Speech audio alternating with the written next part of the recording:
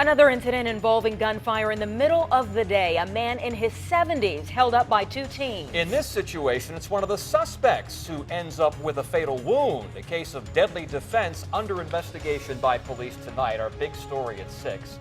A 71-year-old man having to defend himself during a routine trip to a storage unit. We've been over all of this story since it broke last night at 6. The shooting happened yesterday at a storage center off of Kickotan Road. Police say the teens tried to hold up the man with a gun, but the victim was also armed because he feared for his safety. 10 on your side's Andy Fox has the latest developments on this case from the scene. Andy?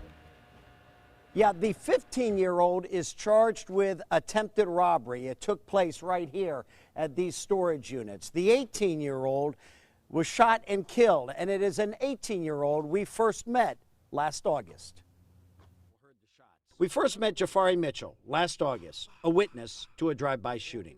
We heard some gunshots, so I ran just like this. I ran, and I fell just like that, and me and my friends, we was just right here looking at the car. Sunday, Mitchell was gunned down, killed by a 71-year-old man. Police say Mitchell and a 15-year-old were trying to rob at the man's storage units. He did fear for his safety. He was extremely cooperative. He called 911. He did stay on scene until officers arrived, so officers could speak with him. Police determined the 71-year-old, who did not want to be interviewed, was legally carrying a gun and acted in self-defense. He will not be charged. This is Mitchell's twin sister, who doesn't want to be identified. I don't understand how this man claiming self-defense. If my brother was shot in the back, you can't claim self-defense if you was shot in the back. How do you know he was shot in the back? That's what the autopsy came back as. He was shot in the back and it went through his chest. Hampton police make it clear Mitchell put himself in harm's way and went up against a man who also had a gun. According to police, what he did was he and the 15-year-old pulled a gun on a man who also had a gun, and he fired in self-defense, according to police.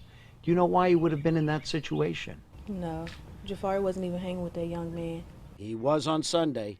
Mitchell's family says he did not own a gun. Police won't say which teen had the gun. This was Mitchell last August. Just too many people who's dying in the world. We don't need that. We need to stop the violence and stuff. That's all I know. Yeah, and see, that's the sad irony of all this. Mitchell was talking about people dying in the world in violent acts, and police are saying he was involved in a violent act yesterday, and now he's dead today. So that is the sad irony of this entire thing. In Hampton, Andy Fox, 10 on your side. Yeah, and we will continue to follow this story. Thank you, Andy. Look for updates posted between newscasts on wavy.com.